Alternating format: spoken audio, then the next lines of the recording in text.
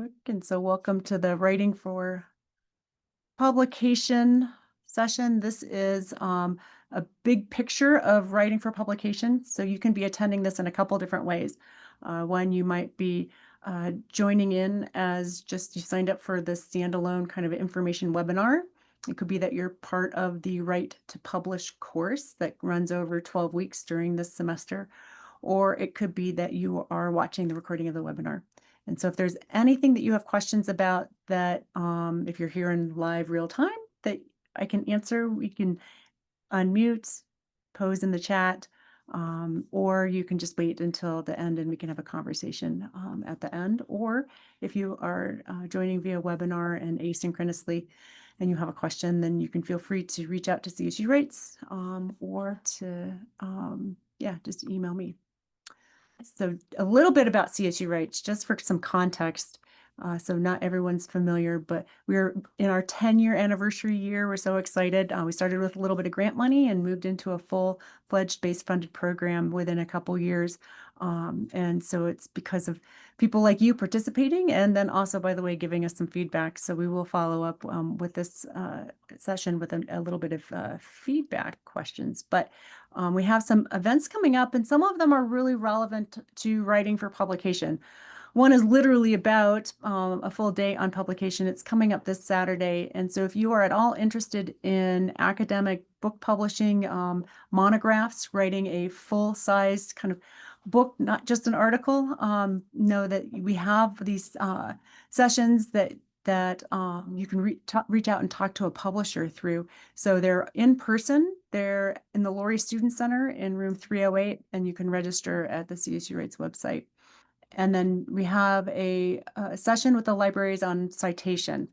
And this one's really helpful for those of you who, writing for articles for publication or writing a full-length monograph, but being able to figure out the ins and outs of being able to use Zotero, really helpful. Anyway. And if you are writing an article for publication and you want to drop in on Tuesday mornings, so tomorrow morning at 10 to 11:30, we now have timed drafting sessions. You don't have to be sprinting all out, but it's a great time where we do 25 minutes on of focused writing and then 5 minutes of break and then another 25 minutes and then a 5-minute break. We do that for 3 rounds. It's a great way for us to get some focused, intensive writing done on a Tuesday morning. And then we're good. It also is hybrid, so you can join either in person or in Walnut Building if you're here on campus, and you can join virtually via Teams. And the book club, I'm going to keep encouraging folks to register for that because it's a great way to have a conversation about some things that, well, in this instance, we're talking about AI this entire year with our books, but with co-intelligence for the fall and the AI Con in the spring. But in the past, we've talked about things like science fictions in relation to irreproducibility and hype and fraud in science, or we've talked about how to talk to science deniers, and so we've had some great books. All right. And then the Write to Publish course. So if you're interested in taking it and you haven't signed up for it, this is the place where you, look for that flyer, look for it on the CSU Writes website. But for those of you who are here, who are participating, who are returning after the introduction last week, just know that this is our information session for the next couple weeks. And we'll talk again, big picture of writing for publication today. And then next week is Writing Lab, where we can come in and you can have some one-on-one conversation time. We can do some breakout rooms, or you can just use the time to focus and write. So it's already set up on your calendar as a designated session, working session as part of the course. And so I encourage you to take advantage of that. All right. And that Google course is listed there. If you haven't been able to access it, please email us. Kimmy and I can help you get in. And just note again, the topics after this, we'll be talking about reverse outlining, and we'll be moving into abstracts. And then we'll have Kalita come and talk about open access and ORCID ID, and she'll also cover copyright. So today, when I'm doing the big picture of writing for publication, I will allude to copyright and I will allude to open access, but I'm not really going to cover it. We'll have Kalita talk about it, but I can address some questions if you have them in the end. All right, so let's talk about why we publish. ultimately it's not just to move our careers forward, although it is significant and important for that. It is, you have a contribution to make, you really have something to say. And I mean, like, really, you do have something to say. It's just going to be structured out in a highly formalized way. But it's also how you connect with most of the people in your field. It's, yes, how you build your career, but also significantly enough your reputation. What are you known for? And then it can be required by your program or your position, or there can be any number of other reasons, right? Like you want to, there's a legacy of academics or researchers in your family, and you want to be one of those who contributes and continues on the family tradition. I don't know what your reasons are for specifically for publishing. They can be vast and many. Interestingly enough, I think it's best if we keep those less to the externals and the kind of sense of glory and fame and more to the contribution that you're making at hand.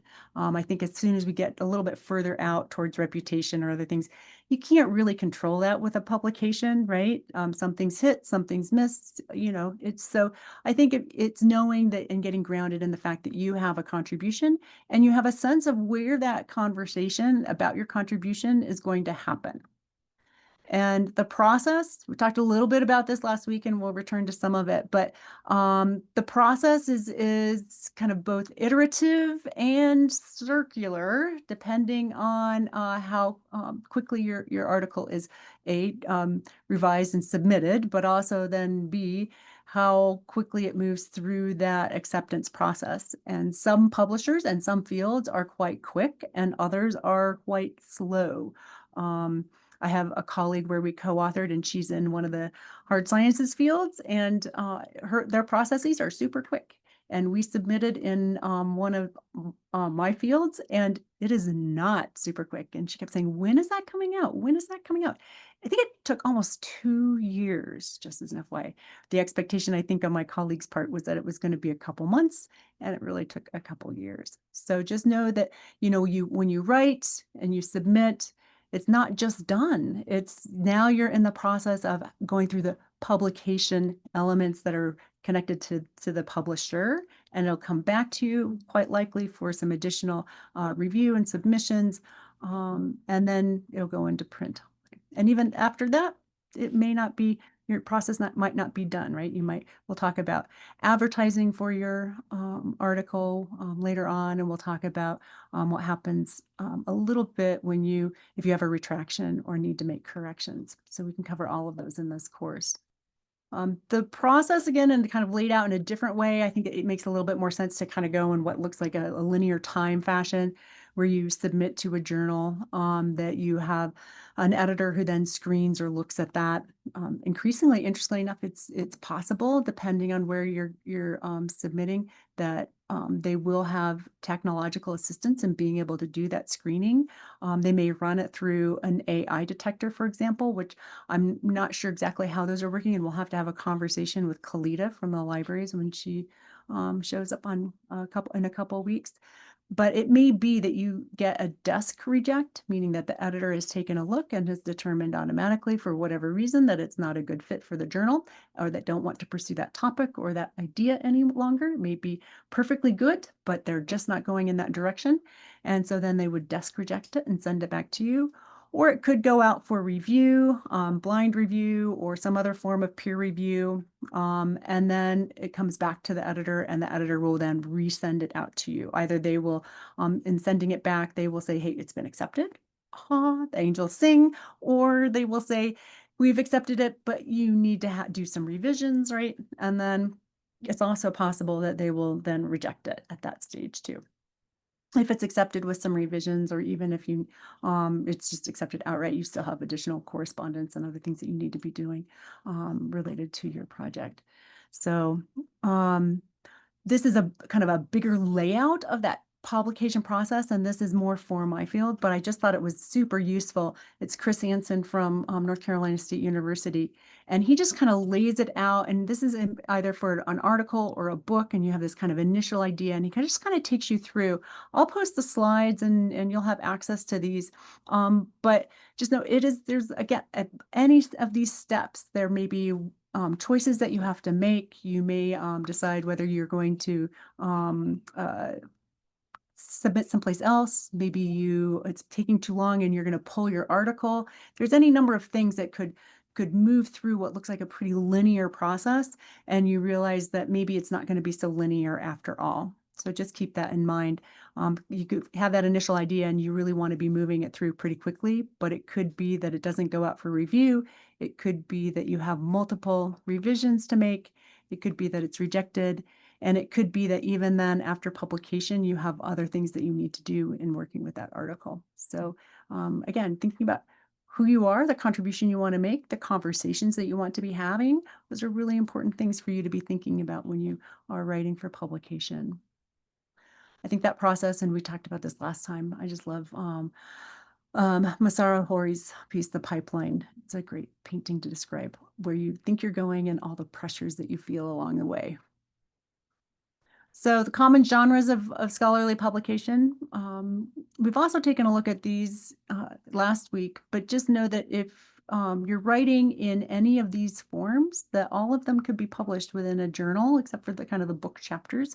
But even then, sometimes book chapters are articles that had been previously published.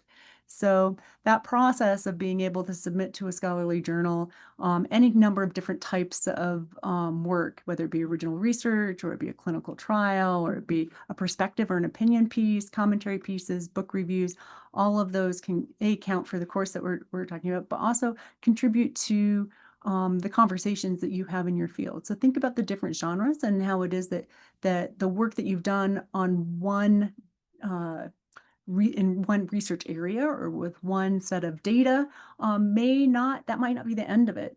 You can't recycle data and continually publish on the same thing in the same type of article, but you could use that as inspiration to write a perspective piece or an opinion piece or build out another type of review article. So it doesn't mean that it's just one and done, right? That it continues to live. But ultimately, scholarly journals, they publish different types of formats and contents. Some require that you submit original research, and some are based on more secondary literature. So keep that in mind and where it is that you're looking to publish. Some will publish, right, review articles or opinion pieces, and others don't. And so when you're thinking about then how you shape that data into your story, you're really going to be wanting to thinking about that genre and that journal, who's going to be reading it. Um, Ultimately, that story that you tell, full articles, really contains significant data and detail and developments and outcomes. And we'll talk a lot more about this when we get to the reverse outlining and abstract session on that story kind of framing. We'll just kind of talk in general terms about what it is that it contains. um, Letters and short communications about your publication or about your article and your ideas, those are intended for kind of quick response. And so you will shape your story, maybe not as a full abstract of your article, but kind of a smaller, kind of shorter and quick abstract of your article. Notice that review papers can summarize big developments on a specific topic without introducing any new data, and that the research elements, articles that complement full research papers and describe your output, such as data, methods, protocol, software, code, and hardware, that those are generally what it is that we think about when we talk about articles for publication, but they also might be something that can be piecemealed out and you can publish on one specific element. So for example, you might do a methods paper, for example, methods and protocol paper.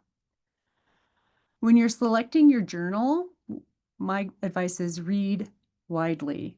I know that we are in the era of overwhelm, textual overwhelm. There's so much for us, information for us to wade through, that to read widely feels kind of like a charge that's impossible, right? It's like running up a hill of sand or something, to be able to try to get to the top, to be able to see kind of like the big picture.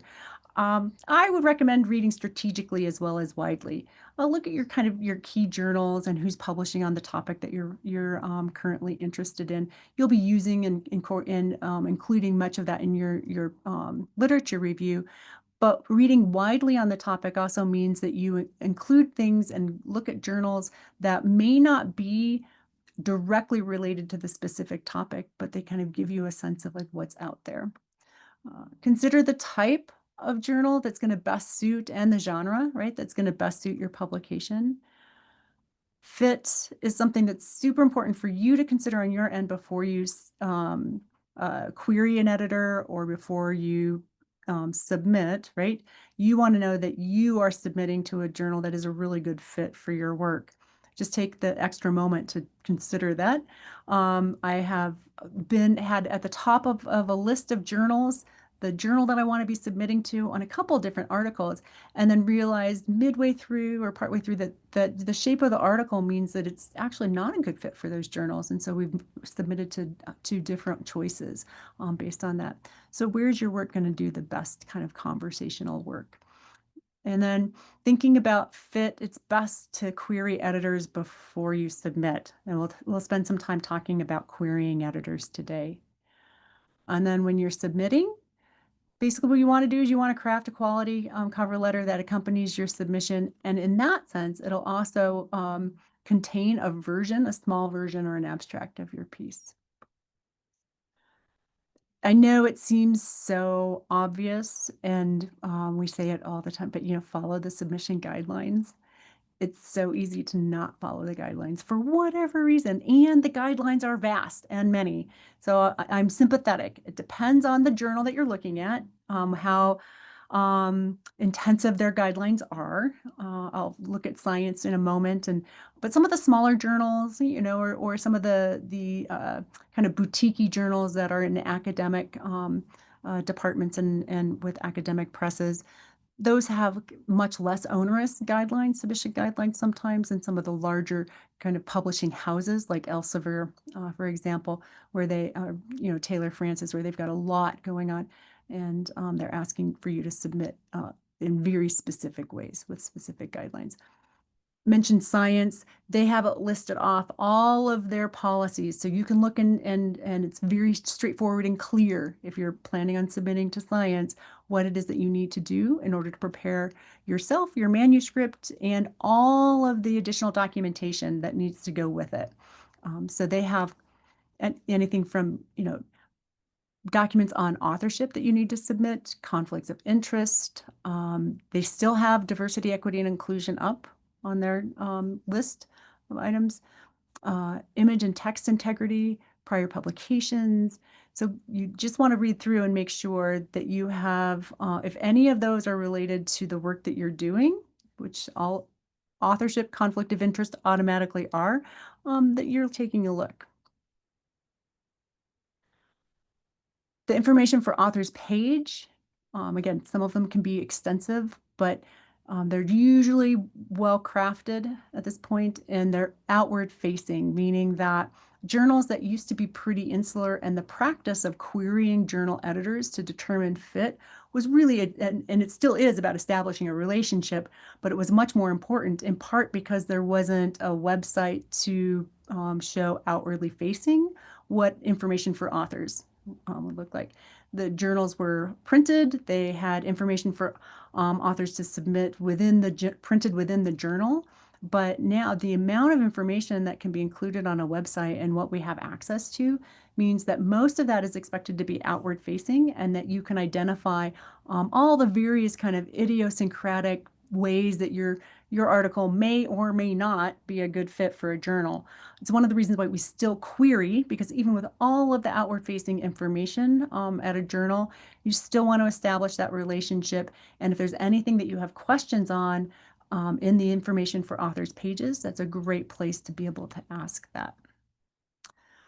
I just need to do my caveat once again about writing in the age of AI, and just make sure that you are aware that publishers have guidelines on AI. Initially in 2023, with launch of ChatGPT, there were a couple academic journals that allowed for the use of and the citation of ChatGPT as a co-author, interestingly enough. And then there was some quick backpedaling from that move on the part of publishers. And the reason for that is that artificial intelligence, while we talk about it as an intelligence, it's not really authorizing. It is not an authorizing subject. It doesn't have you can't sue it. You can sue the people who own companies, right? But you cannot hold ChatGPT accountable for what it is that it puts out there. And so therefore, it is not an authorizing subject, right? It's not an author in the same way that we think of author for our guidelines. And so they want to make sure that you're clear when you submit on how it is that you're using AI. And I want to make sure that you know that you should check all of your journals, whether they be as large and kind of well known as science, or they be kind of boutiquey and small and specialized as, oh my goodness, genres, for example. All right, so they do note here in science that authors who use AI-assisted technologies as components of their research study or as an aids, right, for presentation of the manuscript need to acknowledge that in the cover letter and in the sections, acknowledgement sections of the manuscript. If you use it as part of your methodology, it needs to be brought into your methods. It also should be cited, therefore, and they talk about how it is that you should cite that work as well. Notice they also give you information that on how editors may decline to move forward with manuscripts if AI is used inappropriately, that reviewers may not use technology. And so this goes to the reviewers of your submission, let's say, if you submit to science, but that reviewers may not use AI technology in generating writing or writing their reviews because that would breach confidentiality of the manuscript. So within this guideline is something really interesting for us as writers to be paying attention to. First and foremost, we know that our work should be reviewed by people who are peers in the field, not with AI technology. So that's comforting. I'm not sure that it's always happening, by the way, but I think that in general, this is the gold standard. It's the rule. And so we have some conversations and work to do, I think, in peer review. But for the most part, when you submit, you should have a human reviewer reviewing your work. The breaching confidentiality, that one's tricky because we don't want our unpublished work to be loaded into ChatGPT or some other large language model that could be used for its own training. That's the breach, right? And we also don't want to have original data, anything that could be, compromising of our work before it gets published to be out there. That standard that holds for publishers should also hold for you as a writer. And so just think about how it is that if you're using large language models, how it is that you're using them, and just make sure that you are not going awry of some of the guidelines that we know are currently best practice for publication when you're writing an article for publication. Also note if you're using images and you're using AI generated images, currently, those are not permitted in science journals without explicit permission from the editors.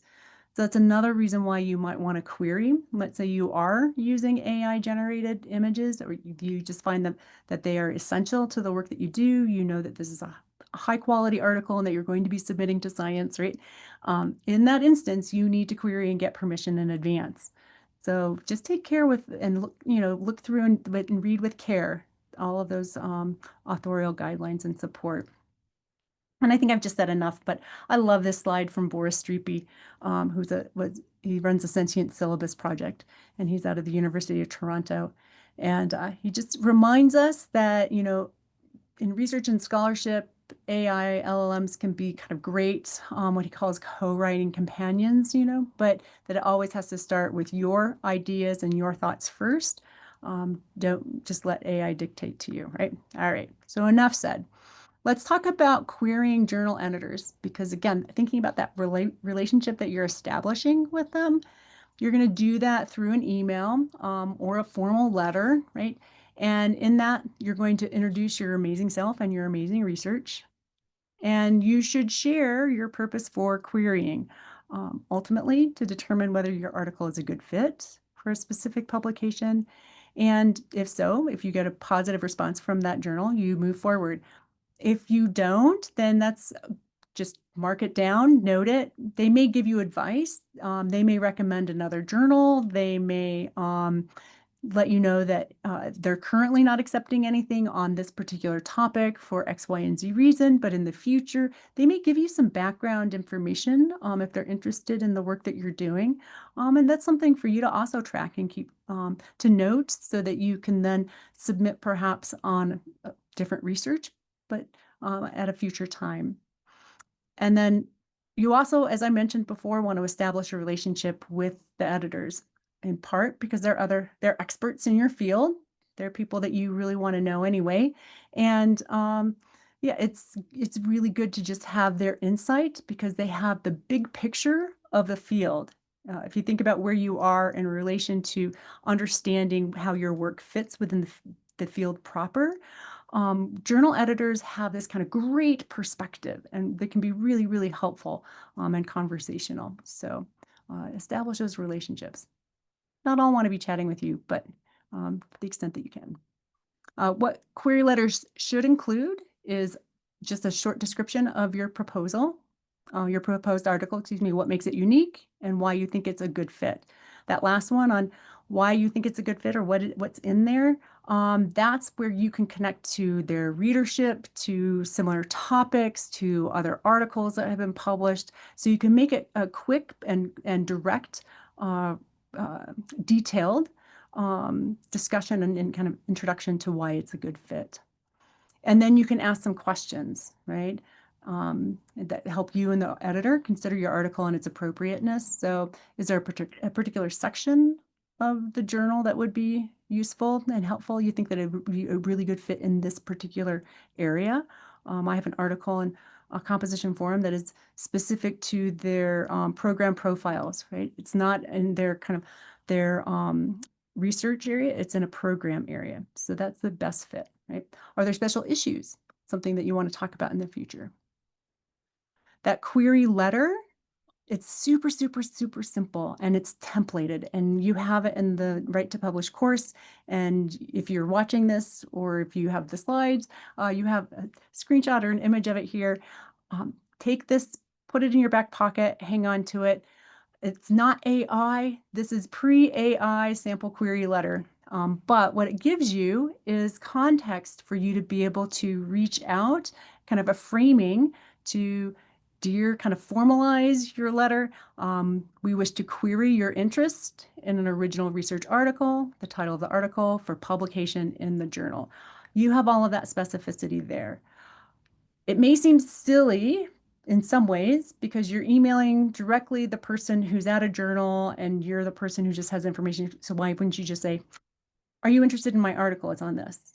However, think about your own correspondence over time, and it's really helpful for you to have all of that specificity templated out and in your emails because you may be querying multiple editors over similar-ish topics and subject areas over your career.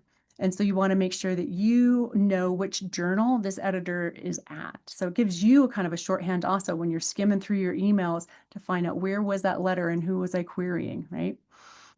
In this paper, I or we, depending on if it's just you as a single solo author or we as a team, a group of collaborative writers, report on or show or whatever it is that's the topic of your paper.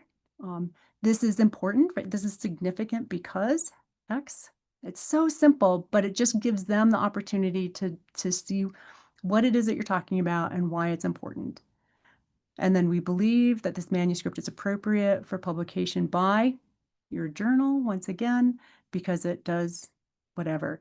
And so that also allows for you in that kind of templated way to be able to have an on-ramp to be identifying with the journal's aim and scope, what it is that they're looking for, and you can articulate for yourself that it's a good fit. If you get to this point and you realize, wait a minute, I think that this article may not actually be a good fit. It's great time to discover it, and then you just go and find the journal that's a much better fit, and then you retool your recraft your letter, right? And then I love this last part, where you can explain in your own words the significance and the novelty of your work, the problem that's being addressed, why your manuscript belongs in the journal. I can't stress this enough. Do not just pop in your abstract to right at this point and have this heavy, dense paragraph that you force a journal editor to slog through. Summarize it, contextualize it, make it so that it's vibrant and real. Um, Briefly describe right your research and why it's important and why you think the readers of that journal will care about it. By doing that, you take all that density of kind of specialized knowledge that's going to be in your article or in your abstract, and you kind of make it digestible and readable, first of all. You also demonstrate your skill and capacity to write for different audiences or for different purposes. Because it's impressive, right? And then we appreciate, or I appreciate your time and attention. We are eager to hear from you, hear your thoughts in the fit, and sincerely. So then just a query. And depending on the journal and depending on the editor, it'll determine how quickly you hear back. Generally, people are pretty quick though. Um, so in those query letter kind of takeaways, there are some things that just a reminder, quick reminders. Don't send a single line or just a paragraph query. Structure it out so that it's respectful. There's some breathing space. Occasionally I get emails that are like this really dense like paragraph of like salutation and then single lined and then, just a sign off. And it confronts you via email. So take some time and think about your reader and don't just send them like a, hey, would you be interested? Right? Spend some time, carefully present you and your work, be formal, and most importantly, be real and genuine and lead with your enthusiasm for that research. It may be that you have some connections that you can also make with this query letter. Things like if you've had a recommendation to query this journal, if somebody else has published in there, other things, you can make those connections in those letters too. We'll come back to submissions as well, but I just want you to see that there's a similar way that your query letter and your submission letter can be crafted, in part because they're made up of a lot of the same components. So when you submit those, you're going to be doing something very, very similar. Dear so-and-so, in a formal way, we wish to submit, right, for your consideration for publication now, right, in this paper, this is what we do. So notice by querying, you can actually have pre-generated a good portion of what it is that you would submit as a sample cover letter too. Again, as with the query letter, you want to be simple and clear and make sure that your work is aligned with that journal, that you have checked the submission guidelines, right? And that you kind of know that you'd be able to do this and pull it off.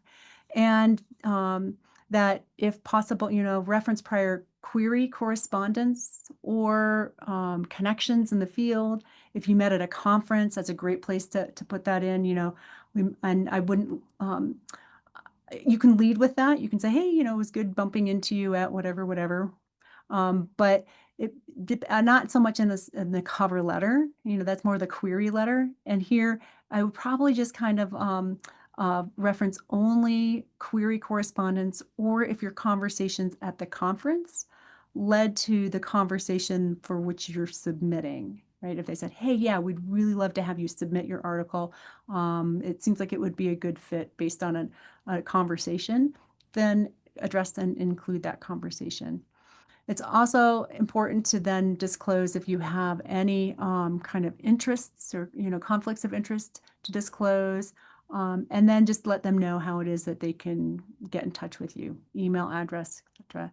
And then just kind salutations, thank you for considering. So your homework is to design an article writing plan. And this is for whether you're attending this as a single kind of webinar and watching for your own edification and purposes. I highly encourage you to do this. If you're attending the course, the Write to Publish course, this is your first assignment. So the writing plan starts probably with something that you weren't expecting, but it's literally like, where are you going to write? Where do you write your article? CC Writes, we talk about space, time, energy, momentum, style, and collaboration, and how it is that writers write. So your article writing plan is as basic and kind of drawn back as to like figure out the ground in which you are going to be writing. So where are you writing? Then, of course, space and time. When will you write? How often? Meaning the repetitions, right? And then for how long? What's your duration? And then thinking about per week is probably helpful, in part because if you have more than a week that goes by without you working on a article, you drop it, you kind of put it down for a bit. The longer you put it down, the longer it's going to take to get back into it.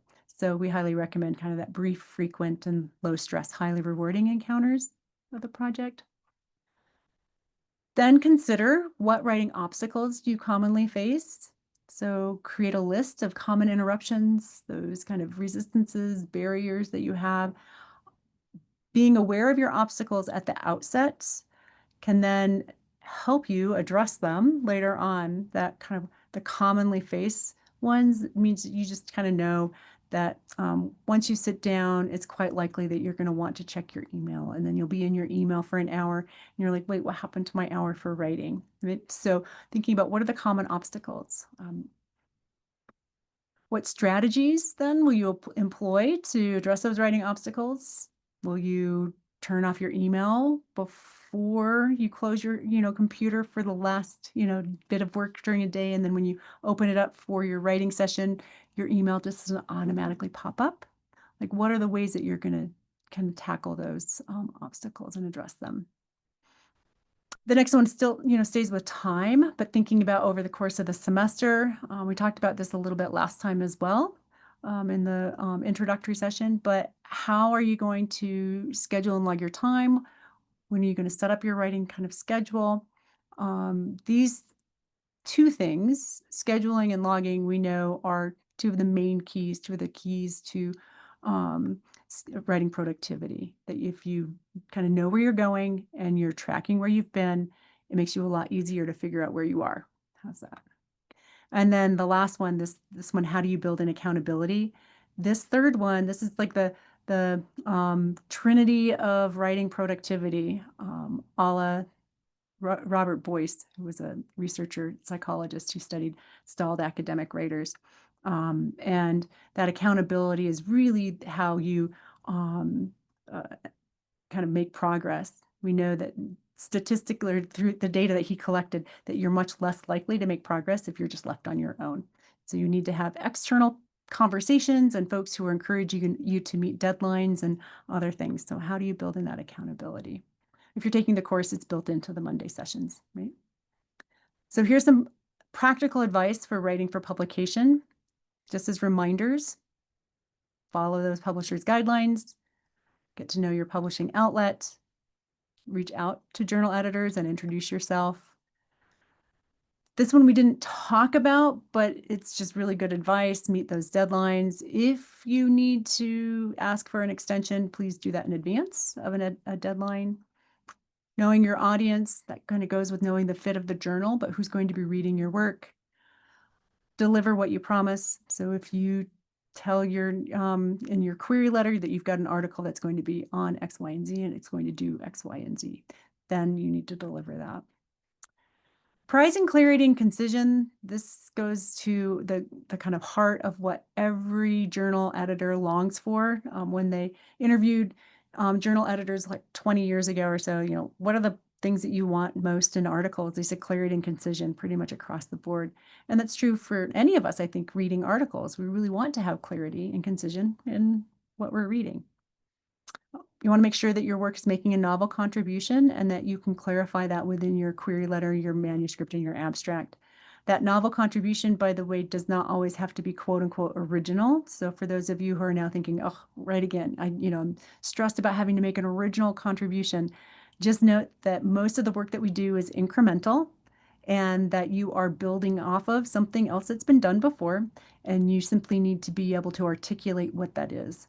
And sometimes it can take you a while in working through your data to identify what really is that contribution of your work, right? The novel contribution. Make sure that your research findings are statistically significant and well presented. So that's something that we all work on, right? But sure. And then the last bit of advice is kind of key. So if you have a good sense of what you like to read in the sciences or in your field of study, then write that. You're not plagiarizing, right? You're not stealing their work, but you write what it is that you want to read. So often that's my gauge. Would I want to read this piece? Would this be of interest to me? If it is, then I'm comfortable sending it out. May not be perfect, may not be the best thing, right, ever written on that topic, but it's good enough and it's something that I would want to read. That's a great internal gauge to develop. If you don't already have that kind of set up as a kind of internal gauge and kind of way to measure, consider writing what it is that you want to read. And yep, because if you enjoy reading it, chances are your readers are going to as well.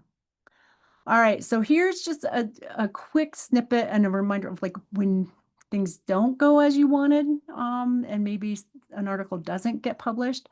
Desk rejects do happen, and they are apparently increasingly common. And we'll have to ask Kalita about this because she was from the libraries. She brought it up last time when she came to speak about curiosity about whether AI is related to that. If there's a kind of smell test, and if it seems like your article is AI generated, that somehow you might not make it past the initial editorial review to go out for peer review. But I think that's something new that Harland wouldn't have gathered as data in 2015. But most of this still stands, by the way. Writing is good writing. And so if you think about the in ranked order, it's that the research article was inconsequential. It doesn't really add much to the field. It wasn't doing what it is that either the editors would want it to do in sending it out for review or for publishing it. And it's just not working. Lack of integration of ideas. This is about, whether you're able to make connections to what else is going on in the field. Sometimes that has to do with your literature review, but sometimes not.